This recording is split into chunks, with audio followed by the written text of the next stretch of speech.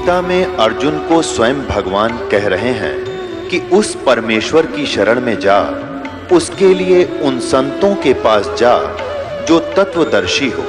इसी प्रकार हजरत मोहम्मद को उनका अल्लाह कह रहा है कि कोई और पूर्ण परमात्मा है, उसको पाने के लिए उन तत्वदर्शी संत की तलाश कर। वो प्रभु कौन है, ये जानने के लिए कृपया अवश्य सुनिए जगत गुरु तत्वदर्शी संत रामपाल जी महाराज के अमृत वचन।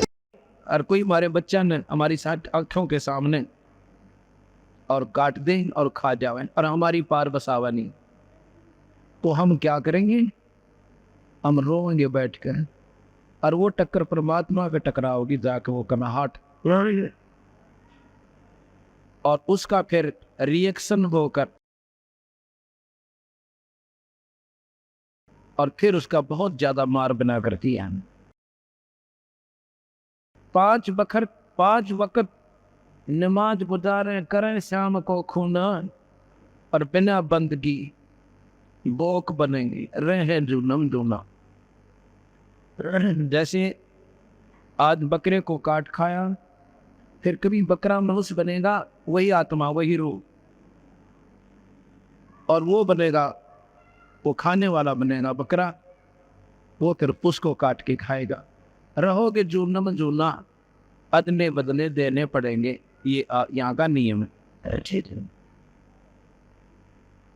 और खरदे ही धरे अपला तुना माटी लदे कुम्हार ढोए कुम्हार की। आज से हम कितने ही अपनी जान में लगे, चाहे पैसे वाले हों और चाहे हम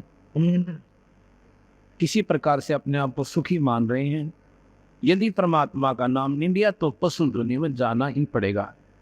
इस बात को अपना बेशक से पल्ले का काट लगा लेना। उसके बाद बताते हैं,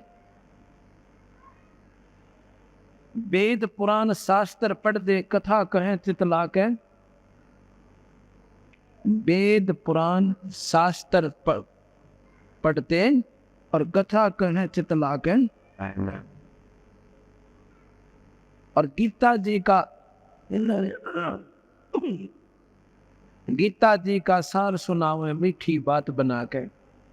महाभारत रामायण समझा के महिमा कहें उस काल करतार की। रामायण महाभारत गीता जी, चारों वेद पुराण 18 6 शास्त्र, ये काल भगवान तक ही जानकारी देते हैं, निरंजन तक ब्रह्म तक की जानकारी है। और गीता जी में स्वयं कहता है मैं काल हूँ अर्जुन और सबके खाऊंगा। रामायण के अंदर भी भगवान विष्णु अवतार रामचंद्र जी आए, उस काल के दबाव से प्रेरणावश ऐसा कारण बढ़ा दिया कि नारद ने श्राप दे दिया, और नारद के श्रापवश भगवान रामचंद्र यानी विष्णु पूरा जन्म दुख पाकर गए। जिसके बच्चे कहीं, पत्नी कहीं और स्वयं कहीं, वह जिंदगी भर सुखी नहीं हो सकता, चाहे कोई भी क्यों न हो। अगर कोई सुखी होता है तो आप ऐसा अपने ऊपर उदाहरण समझ कर देखना। आप कहीं हो, आपके बच्चों ने आप निकाल दो, आपकी पत्नी को निकाल कर देखो, और उसका ये नहीं मालूम कहाँ आसरा होगा। और गर्भवती, इससे बड़ा दुख इंसान को नहीं हो सकता। अब हम कहाँ समाधान दे देते हैं कि वो तो लीला कर रहे थे। लीला नहीं कर रहे थे, वो नारद जी का दिया हुआ श्राप भोग रहे थे।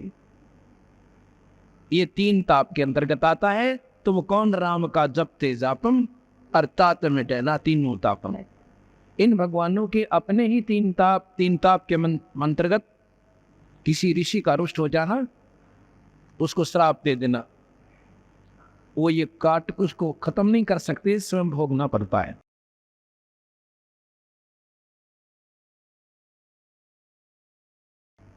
गीता जी का सार सुनावे मीठी बात बनाकर, और महाभारत रामायण समझा कर कथा कहें उस काल करतार की, महिमा कहें उस काल करतार की।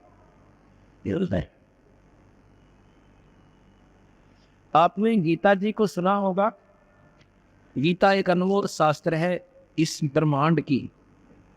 वेदों के बाद दूसरा नंबर गीता जी का आता है।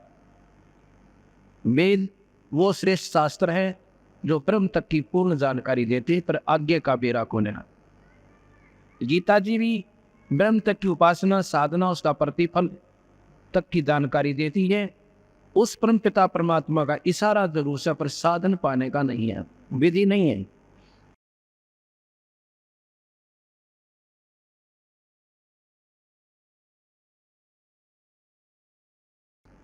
आपको इतना जरूर मालूम है कि गीता जी कब लिखी सुनाई गई थी, उसका क्यों आवश्यकता पड़ी। कहते हैं पांडवों को कौरवों ने राज देने से इनकार कर दिया।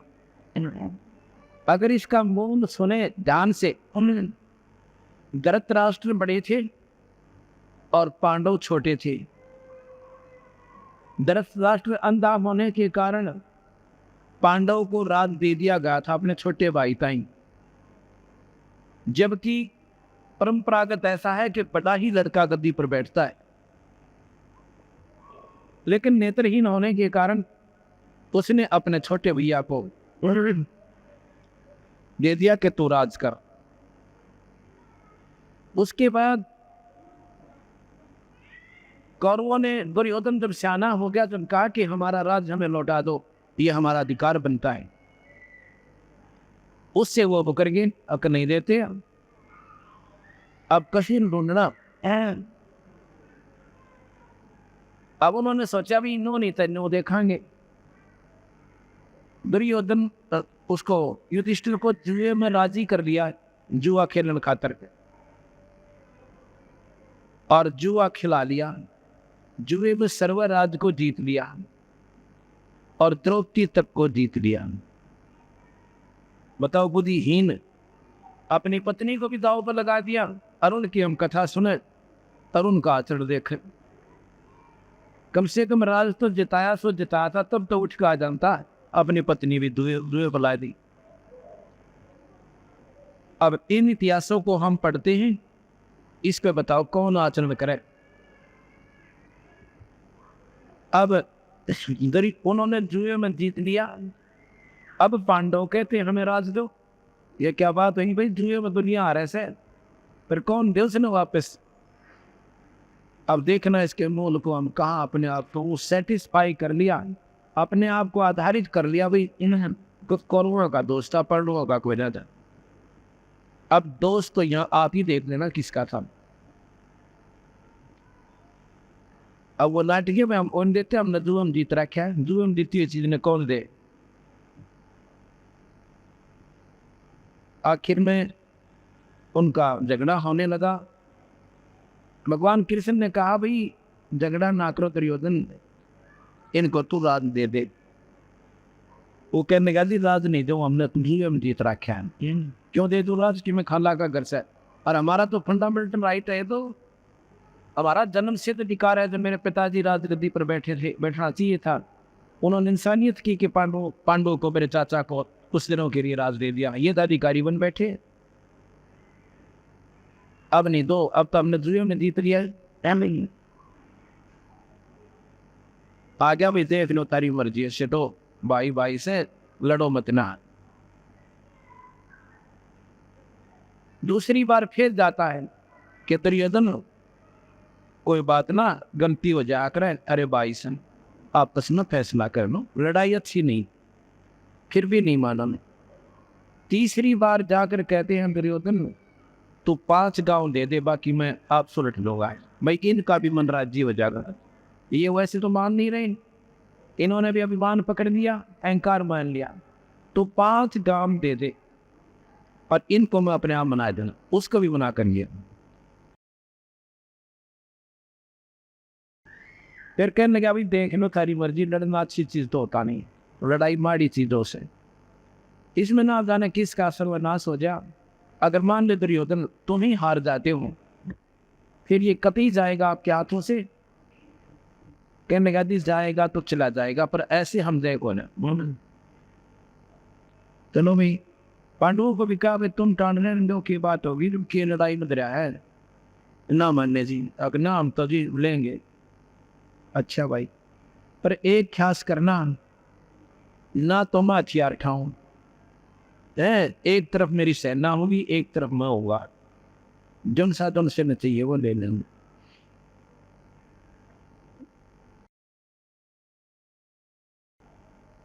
अब क्या होता है कि युद्ध के मैदान में आ जाते हैं, आमने सामने सेना खड़ी हो जाती है।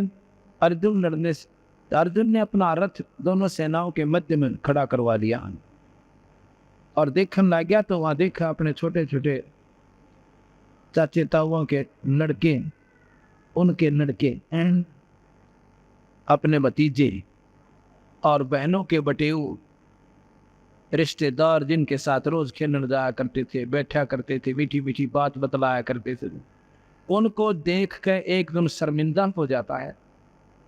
अपने विचार लाता है कि इन मासूमों को मार कर अगर मैं राजा भी बन गया तो मुझे क्या मिलेगा, इस खून से सने हुए राज के ठाट से अच्छा तो हम भीख मांग कर खा लें तो भी चोखा है।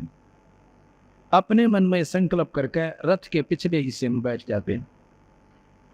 वहां पर काल निरंजन, वो ज्योत स्वरूपी भगवान काल, 1000 भुजा का मालिक, जिसने 1 लाख जीव रोज खाने हैं, जिसे ब्रह्म की संज्ञा से जाना जाता है,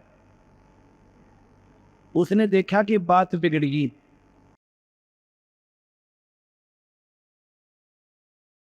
उसने देखा कहानी बिगड़ गई और ईव कृष्ण जी कह देंगे चलो भाई मैं तो पहले ही मना कर रहा था, लड़ाई नहीं करते, लड़ाई अच्छी नहीं होती। उसी समय भगवान कृष्ण के शरीर में वो काल भगवान आ गया, जैसे प्रेत आत्मा समा जाती है। और भगवान कृष्ण ने तो नो भी नहीं मालूम तने क्या बोला था उस महाभारत में, गीता की ज्ञान में। इसका प्रमाण बताऊंगा आपने। उसमें कृष्ण को तो ये नहीं मालूम मैंने क्या कहा था। तो उसमें काल भगवान प्रवेश कर जाता है। प्रवेश कर जाता है तो फिर कहता है कि अर्जुन तू भाई खड़ा हो जा, देखो अक्षत्रिय धर्म को भूल रहा है, ये अच्छी बात नहीं है? और जो अगर अक्षत्रिय ऐसे ही अपने कर्म से गिरने लगेंगे तो ये संसार में कैसे बात बनेगी।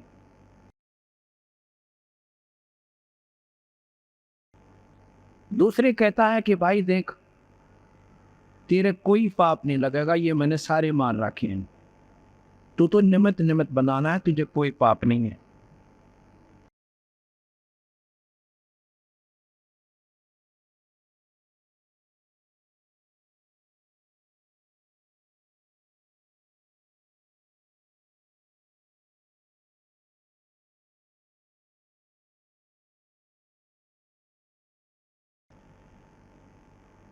अठारहवें अध्याय के 66वें श्लोक में कहा कि संपूर्ण धर्मों को अर्थात संपूर्ण कृत्रिम कर्मों को मुझ में त्याग कर तू केवल मुझ सर्वशक्तिमान सर्वाधार परमेश्वर की शरण में आ जा, मैं तुझे संपूर्ण पापों से मुक्त कर दूंगा, तू शोक मत कर, डर मत ना, काली ना माने, तने सारे पाप काट दूंगा, तेरे कोई पाप तुझे नहीं लगेगा।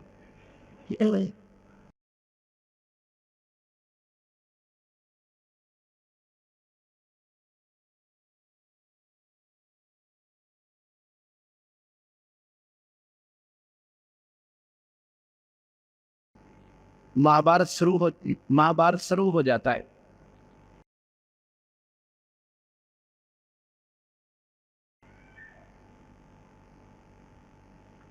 महाभारत शुरू हो जाता है, कौरव हार जाते हैं, पांडव विजयी हो जाते हैं।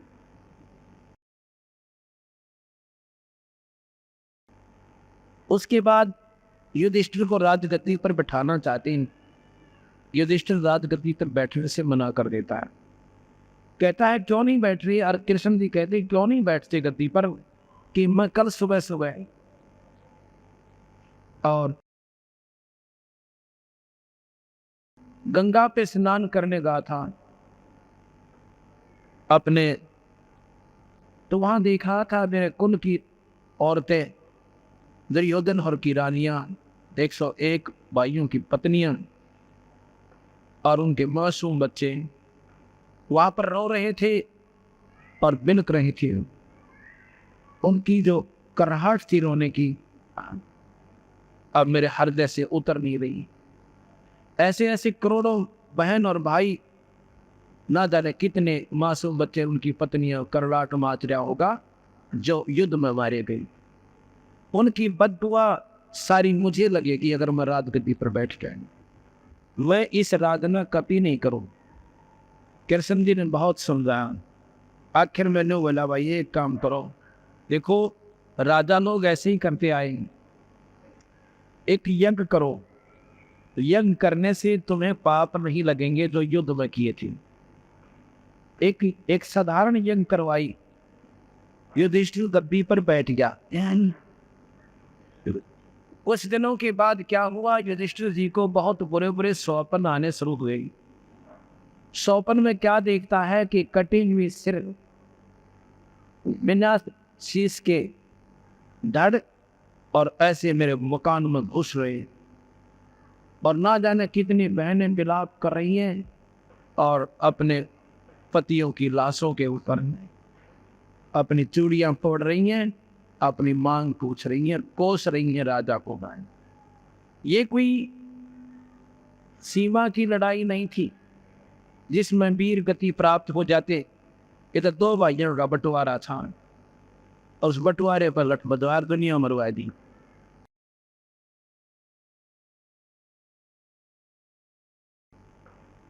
उसको 3 दिन हो गए रात को बैठकर काट रहा है।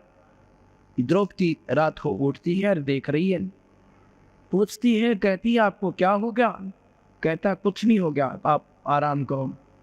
उसने सोचा मैं अपने दुख से क्यों दूसरों को दुखी करूं, ये कष्ट मुझे ही मिलेगा। उसने फिर प्रार्थना की, नहीं बताया। आखिर में अपने उन 4 पतियों से फिर प्रार्थना की, जाकर कहा कि तुम्हारा भैया ऐसे ऐसे संकट में है और उसका तो कुछ ही दिनों में हो सकता है वो शरीर ना त्याग जाए। हैं? सभी कहने लगे ऐसा क्या हो गया? हमारे भैया ने हमें नहीं बताया उनको इतना कोई कष्ट है। अब ये तुम पूछो अपने भैया तो जाकर। चारों पांडव आते हैं, युधिष्ठिर से प्रार्थना करते हैं, भैया क्या आप हमें अपना भाई नहीं समझते? क्यों ये आपको किसने कहा? आप इतने संकट में हो और हमसे ये छुपा रखा है। क्या छुपा रखा है? आपको रात को नींद क्यों नहीं आ रही है?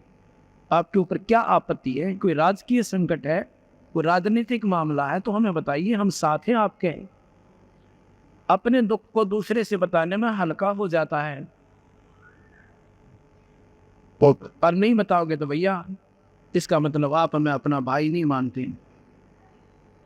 तब उन्होंने बताना पड़ा कि मेरे साथ ऐसे ऐसे संकट है भाई, मुझे ऐसे व्यक्ति दिखाई देते हैं स्वप्न में जैसे जिनके सिर कटे हुए हो, और ना जाने कितने को हमारे घर में घुस रहे हैं, और उनकी शक्ल देखकर मेरा तो कलेजा धड़कन लग जाए। वो दिन धड़का भाई, मुझे नींद नहीं आ रही है। चलो भगवान कृष्ण के पास चलते हैं, इसका कारण तथा समाधान पूछेंगे। भगवान कृष्ण के पास जाते हैं। कृष्ण जी से कहा कि ऐसे ऐसे भैया को रात्रि में निद्रा नहीं आ रही है।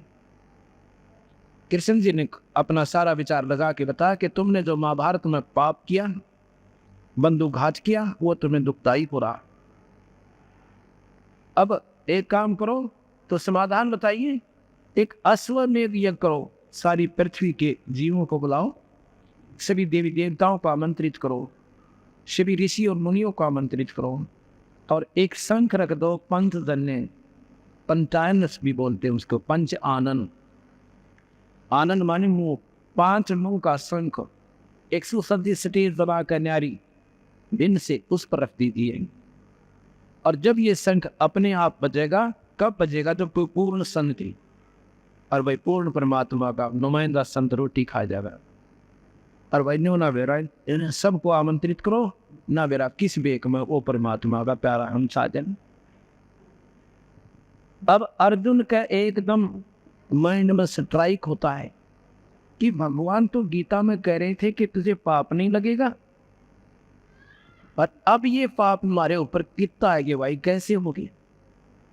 एकदम पसीना आ गया पीनू का तो अर्जुन का, क्योंकि अर्जुन तो अपने कानों सुन रहा पर कुछ नहीं बोला। क्यों नहीं बोला?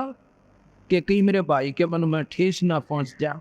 अगर मैं बात विवाद करूं भगवान के ने और युधिष्ठिर नो महसूस ना कर दिया, 2 रुपये लगने 10 रुपये खर्च होने जा रहे थे और भाई ने अच्छे नहीं लगे, इसलिए बात विवाद कर रहा है। मेरे संकट को ठीक हो मयूराज जी को इन्हें चुप हो गया, कति पानी पी गया, शांति करी करते रही, फिर देखेंगे। अच्छा भगवान जैसे आप कहोगे ऐसे ही कर लेंगे। अश्वमेध में एक यज्ञ की तैयारी हुई, दूर दूर के लोग, जिसमें 33 करोड़ देवता, 88,000 ऋषि, 12 करोड़ विप्र ब्राह्मण। उसने के ब्राह्मण होते थे। ब्राह्मण सही जो ब्रह्म पहचाना वो मांग के नहीं खाया करते, दुनिया को गुमराह नहीं करते थे, अपनी भक्ति में आरूढ़ रहते थे और ज्योतिष के माहिर होते थे। और सहदेव को भी ब्राह्मणों में गिना गया है। जो 5 पांडवों का एक सहदेव है, नकुल और सहदेव।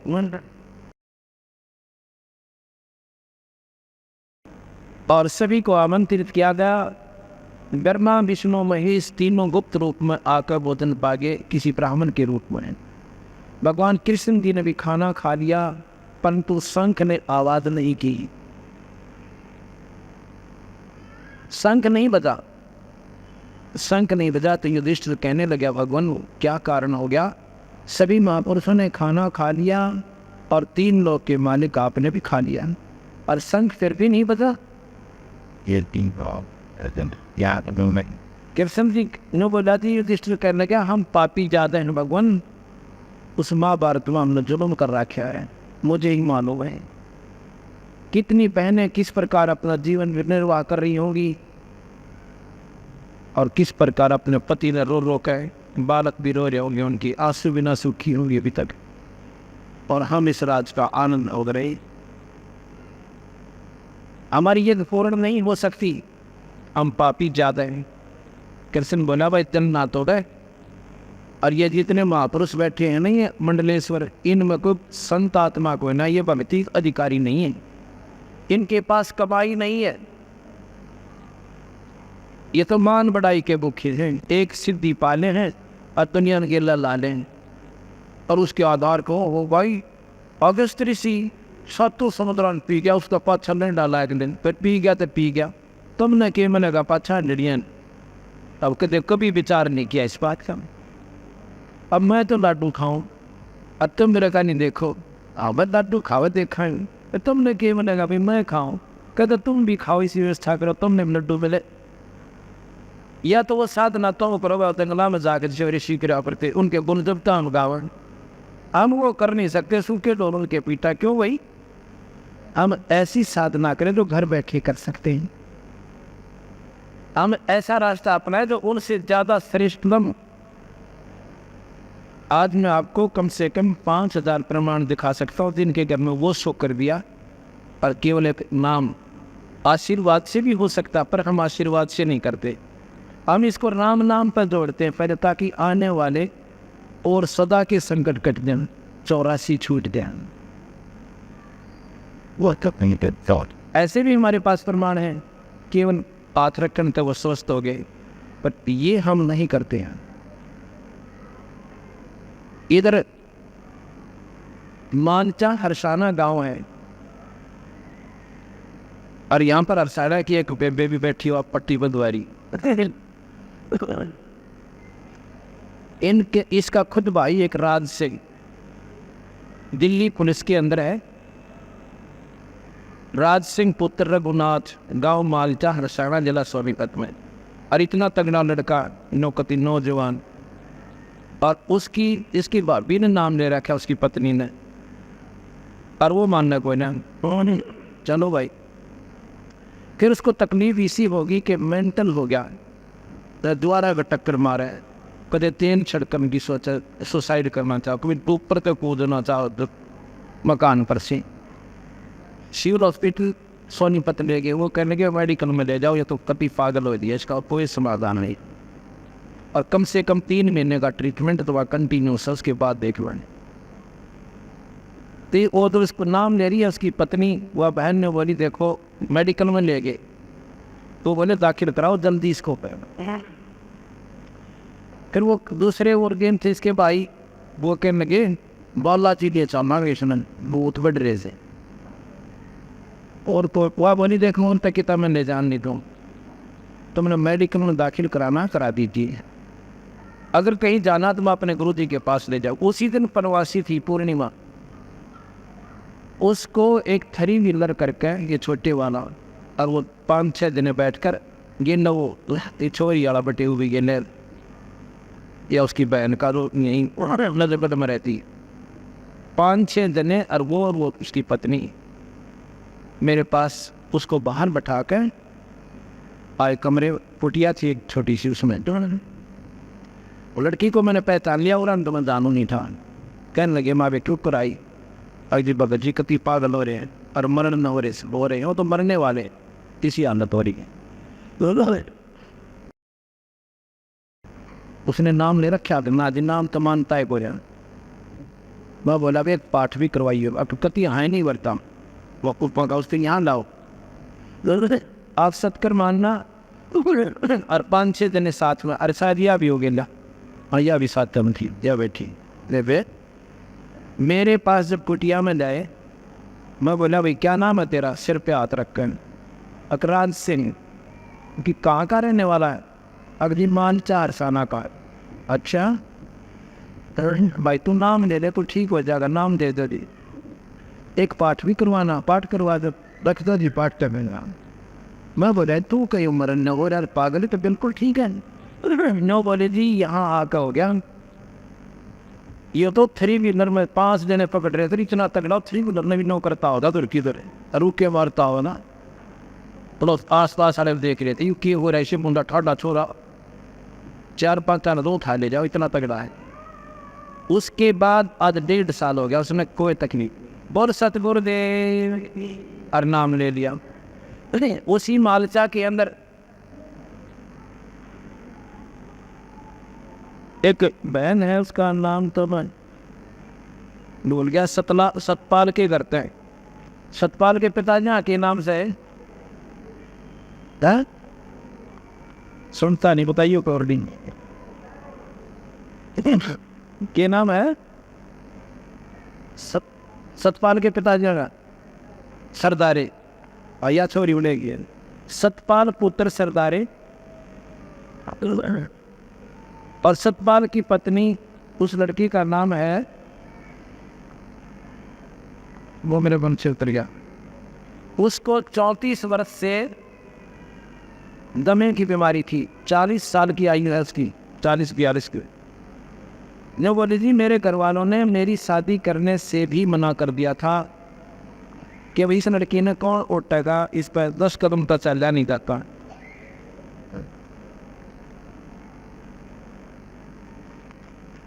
लेकिन समाज के डर से फिर शादी कर दी। ये बागवान लड़का था जिसके इसकी शादी हुई, अपना दुख सुख पाकर जैसे तैसे अपना काम करा। इसको इन्होंने नाम दिया 99 जनवरी में नाम दिया था। उसके बाद इसका कोई तकलीफ नहीं से, ऑल इंडिया भी फेल हो गया। तो मैं कहा है बोल सतगुरुदेव, ये है ये बहन, और ये इसकी लड़की 7 वर्ष की है। इसको जन्म से दमा था, इस लड़की को 7 वर्ष की लड़की है, इसको जन्म से दमा था। और कहती थी सारे मजाक करा करते, आपने जैसी सांस ली एक और पैदा कर दी। इसकी टुकर उम्र पूरी हो गई, अभी तो 7 जन्म से हो गया, आ गया।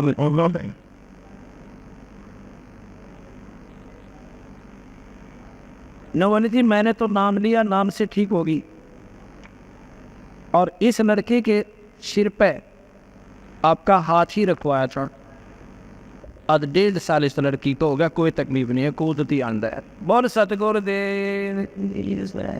तो ये पूर्ण परमात्मा हमारे बंदी छोड़ कबीर भगवान है, ये उनकी शक्ति काम करे भाई। हम तो उसके उस बंदी छोड़ के कूदते हैं और जगह जगह जाकर उनकी महिमा गा रहे।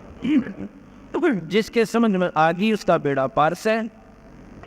और जो इष्टवादी था बेचारा तो 84 प्यार से।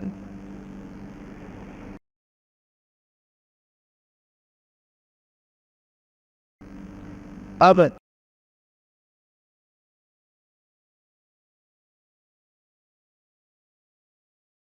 युधिष्ठिर ने कहा कि भगवान, क्या इतने महापुरुष बैठे हुए और इनमें कोई करने वाला संत नहीं है अकना?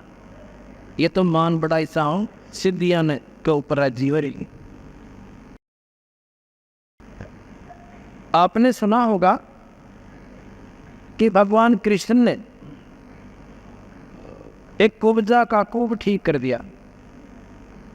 खूब सुना आपने सारा ने, और जिसके आधार पर वो भगवान की संज्ञा में परिपूर्ण ढंगता आ गए। और उसके बाद कुब्जा का कुब ठीक करके और उसके घर पे गए और पत्नी जैसा व्यवहार किया। ये सुख सागर में लिखा हुआ है। अब मैं आपको यही प्रमाण देता हूं, कबीर भगवान परमात्माओं के परमात्मा हैं। ये लड़की मोनिका पुत्री श्री मोनिका पुत्री श्री क्या नाम है तरपात दरियाव सिंह, ये उनके मकान में रहते थे, किराएदार भगत जी हमारे सेवक। इन्होंने जाकर इनको बताया कि तुम कित भूल रहे सो, या क्रोथे के अंदर ये संकट तुम पर तुम दूर हो रहे हैं। इस लड़की को उन्होंने मोनिका पुत्री श्री दरियाव सिंह लाइट के रहने वाले और सूबेदार रिटायर हैं मिलिट्री से। ये लड़की 10वीं में पढ़ रही है, अब शायद +1 में होगी हो। बैठ जाओ। इसको ये जब 7-8 वर्ष की थी उसमें इसकी कमर में जैसे हाथ से साने काट ये कुटी करते हैं ना, हाथ से घुमा कर काटा करते, गंडासा बोलना इसमें, उसकी बच्ची थी, खेल रही थी, वो ऐसे स्पीड से चल जाता है, इसके कमर में लाग गया। बताओ, हड्डी में फ्रैक्चर हो गया और वो थोड़ा बहुत ठीक हुआ। इतने में भागती भागती गिर गई ऊपर, गऊ ने दोनों पैर टेक दिए। इसको क्या हो गया, हड्डी बच्ची थी वो हड्डी फ्रैक्चर हो गया और न्यू की न्यू गलत जुड़ गई टेढ़ी, और वो होती होती ऐसे बन गई कमर में, इतना ऊंचा हो गया, ये इतना ऊंचा नो पीछे। और वो हड्डी बढ़ के नस होती है बीच में, एक बहुत बारीक नसें होती हैं। वो नसें इतनी नाजुक होती हैं, अगर उनका ऑपरेशन करते हुए एक भी कट जा, पैरालिसिस हो जाता, अधरंग बन जाता है। और पीड़ा उस लड़की को इतनी ऐसा है, गर्दन सूजी रहे और कमर ऐसे टेढ़ी नो झुकी हुई, न्यारा टूब दिखा इतना ऊंचा। उन्होंने अब देख लो, अब वो 16 साल की होगी, 7-8 वर्ष उन्होंने कैसे इस लड़की को रोका। सभी डॉक्टरों से दिखा कि इसका इलाज ऑपरेशन है। ऑपरेशन में 99% अधरंग के चांसेस हैं, 99%, 1% हम कह सकते हैं बचे तो बचा, नहीं बचा नहीं बच सकती। मतलब ये था 100 की 100 अब पैरालिसिस। अब इन्होंने हरपाल भगत है, ये वहाँ सेवा में रहते थे, उनके कमरे पर रहने लगे, किराए पर रहते थे। जब उस लड़की का दुख इन्हें देखा, इन्होंने बताया कि ऐसे ऐसे आप वहाँ ले चलो। वो कहने लगे हमने सारे दिखा लिए, सारी पूजा पाठ कर ली, मातार बसानी। डॉक्टरों को तो हमने, एक डॉक्टर ने बोला 50,000 रुपये लगेंगे, ऑपरेशन होगा, इसका कोई समाधान नहीं है, और लिख के देना पड़ेगा पैरालिसिस 99% सारी उम्मीद, लेकिन दर्द बच जाएगा इसका, क्योंकि रो बहुत रही थी लड़की। और कुब्जा का तो दर्द तक कोई ना था, कुब्जे का दर्द नहीं हुआ करता है, वो तो जो क्या हुआ होता है उसको पीड़ा नहीं होती, और इसको पीड़ा भी और कुब भी दोनों दोपहर।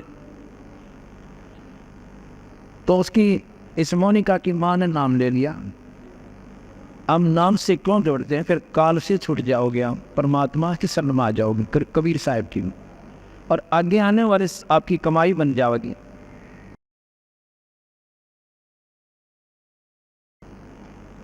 एक महीना पूर्व उसकी माँ ने नाम ले दिया। पिछले वर्ष सितंबर इन्हीं दिनों में मेरे ख्याल में 14 से 18 5 दिन का समागम था, और उससे 2-3 दिन पहले पूर्णिमा थी।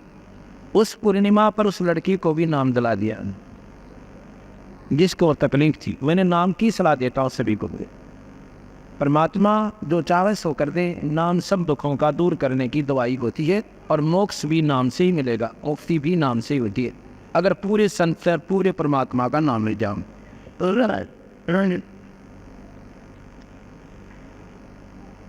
तो उन्होंने नाम दे दिया, और भीड़ से ज़्यादा थी, मुझे ध्यान नहीं रहा।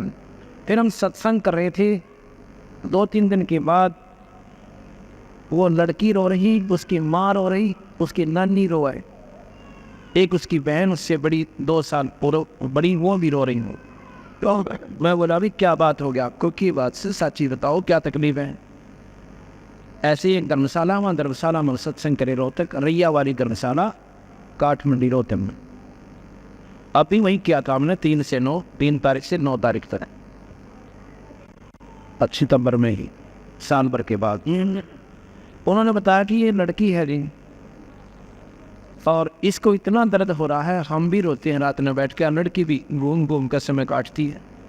गोलियां देते हैं, आध घंटे रिलीफ मिलता है, फिर पीड़ा शुरू हो जाती। और आज डॉक्टरों ने कह दिया इसके बाद इससे सटराव दवाई हम देंगे भी नहीं, और ये भी निष्क्रिय हो रही, अब दर्द इसका रुक नहीं रहा।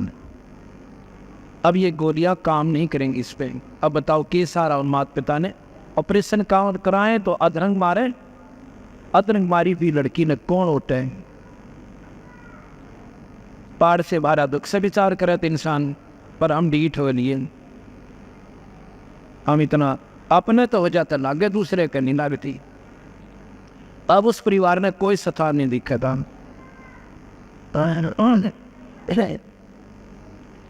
मैं बोला बे फिर क्या बताऊं, अब जी कुछ कृपा करो, मैं अभी नाम दिवाओ लड़की को।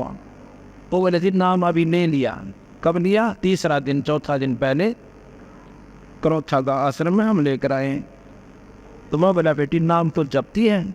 अब ना जी, रोती रोती कहें क्यों? अब मेरे से जपा नहीं जाए, मेरे से बोला ही नहीं जाता, मेरे बोलो तो भी दर्द हो रहा है, मैं कैसे तो। उसकी नानी जी ने बोले इसके कड़ पर थप्पड़ मारो जी क्योंकि ठीक हो जाए। माता नठ मार दिल जाएगी, कड़ पर थप्पड़ मारो, थप्पड़ा ठीक हो यार, ये तुमने किसने बताई? मैं तो ऐसे स्वाभाविक माँ बेटी घबराओ, मैं बंदी छोड़ की शर्म आ गई, ठीक हो जाएगी। वो सारे सिर पे कभी उस कमर पे कि ऐसे स्वाभाविक साथ अपने प्यारे बच्चे को कहा करा करें। और एक पाठ करवाना जाए, भगवान बंदी छोड़ सुन लेता था जी। पाठ तो हम केवल पुण्य बढ़वान खातिर करते हैं, और पाठ इसमें कोई सहयोग नहीं देता हमें। पाठ आपके पुण्य बढ़ेंगे पाठ के करवाने से। अगले दिन वह लड़की फिर आई, उस दिन वो पैंट कमीज पहन रही थी, अगले दिन वह सूट पहन रही थी, सलवार कपड़ा जैसे जम्पर होते हैं। मैं सत्संग करा, उस लड़की ने 3 बार आके मेरे माथा टेका, मेरे पहचान में नहीं आई क्योंकि उस दिन दूसरी ड्रेस में थी। एक बालक एक दिन में की पहचान में हुई। मैंने सोचा हो सकता है इस बच्चे ने मेरा प्रवचन अच्छे लगे हो, और इसलिए शायद नाम लेने की रुचि बन जा, ना मेरा बंदी छोड़ किसके बाद जाग गए। और कब बात सुन में आ जाए, सत्संग के उपरांत में बैठा बराबर में आके चारपाई पे वो पूरी की पूरी मंडली तेराई। जब मैंने देखा मैं कहा हो ना या वो लड़की हो, और इतनी खुश हुआ लड़की कपी।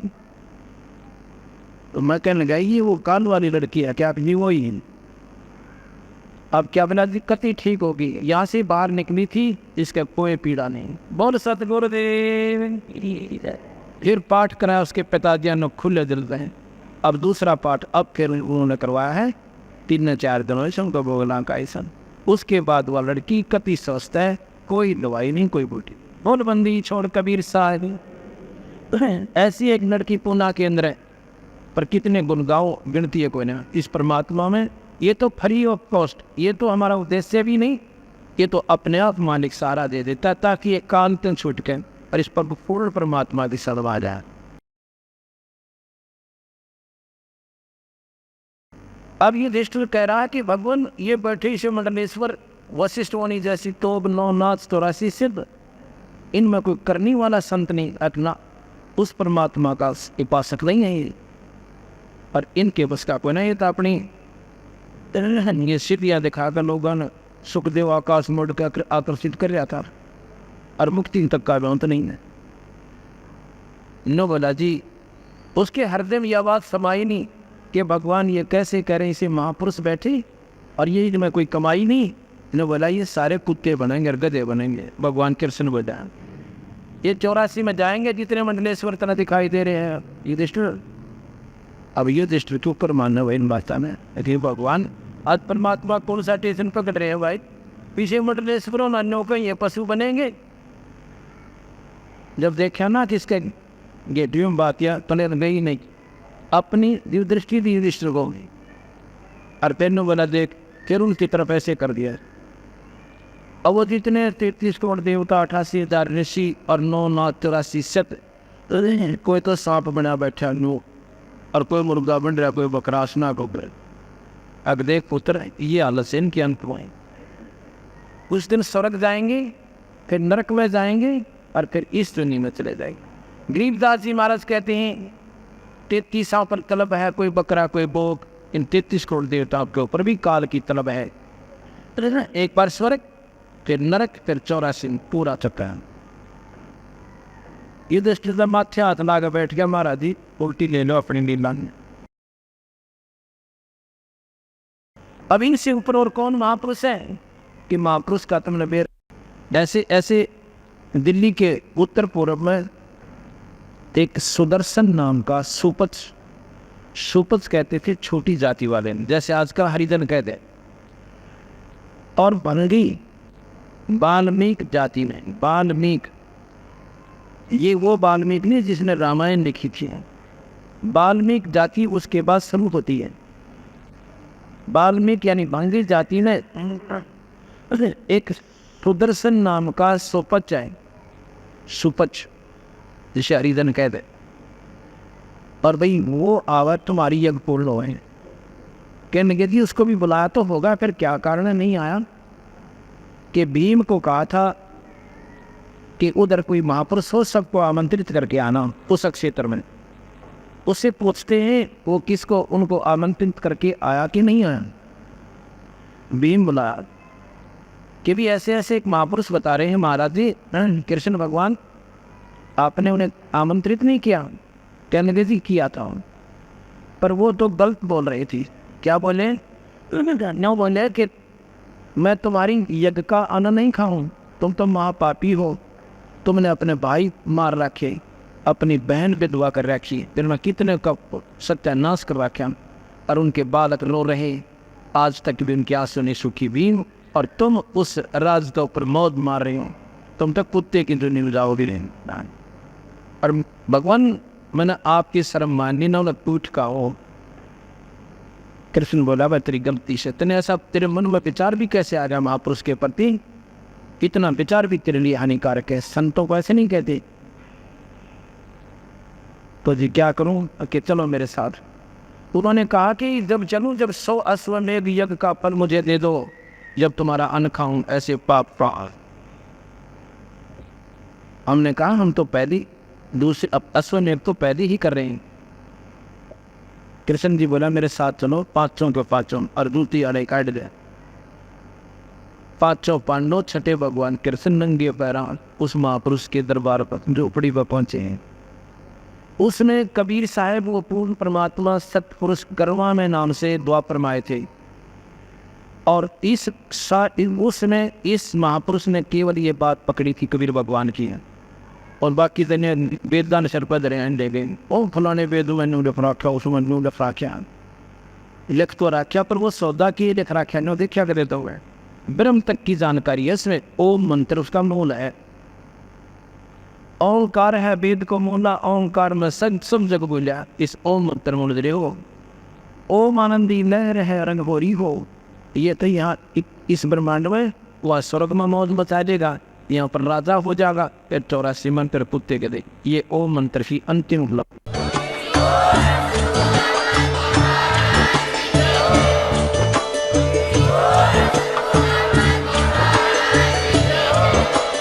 आप सुन रहे थे जगत गुरु तत्वदर्शी संत रामपाल जी महाराज जी के मंगल प्रवचन। अधिक जानकारी के लिए विजिट कीजिए हमारी वेबसाइट www.jagatgururampalji.org। संत रामपाल जी महाराज जी के शुभ आशीर्वाद से पूरे विश्व भर में 500 से भी ज्यादा नाम दीक्षा केंद्र हैं, जिन पर संत रामपाल जी महाराज जी द्वारा ऑनलाइन निशुल्क नाम दीक्षा दी जा रही है। अपने नजदीकी नाम दीक्षा केंद्र का पता करने के लिए संपर्क करें 8222880541।